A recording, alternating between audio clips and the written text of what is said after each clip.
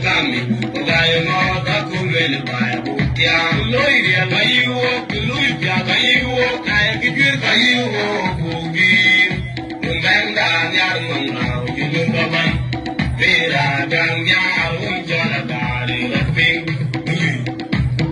Makuya buka donya nagar, donya ngingan baya jeng donya dari banyu. Dangli kupiu kulai kudin parnya naran cimut Ina beja dar doindan yegu jengi yangku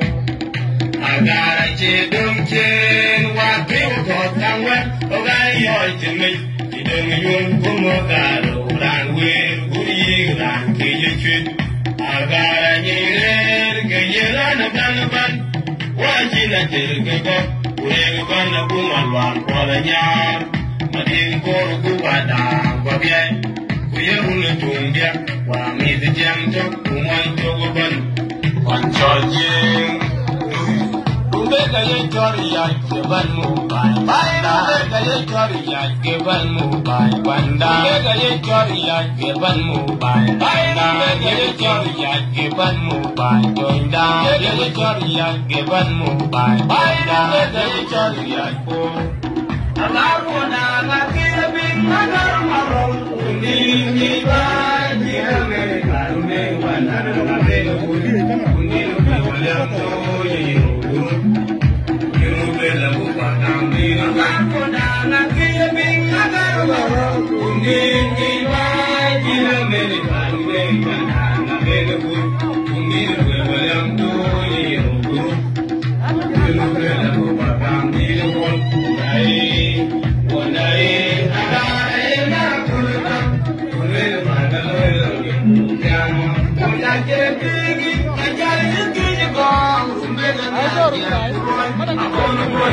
Agar major tinggi jadi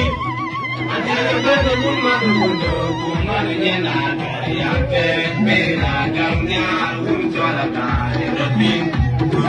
ogai jaru bai dali rumbe kawa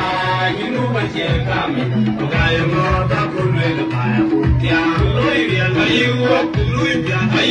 kai gibi kayu bugir umbenda nyar nongla yinu baban bela gamnya unjala kali lebih makuya buka to tanda nagar doyangi man baya jeng donya kali bangun nanglei kupiu kulai kudin parnya naran cimut ina beja dar doina lebu jeng ko Agara cedum cen wakil kot kangwet ogai yoy cemit idung yun kumogaro ranwir kuying ran kiyechut Agara nyiler keyeran abang Wajib dirgegok Ureguban abumalwan kola nyar Kuyerun tungbya Wa midi jam tok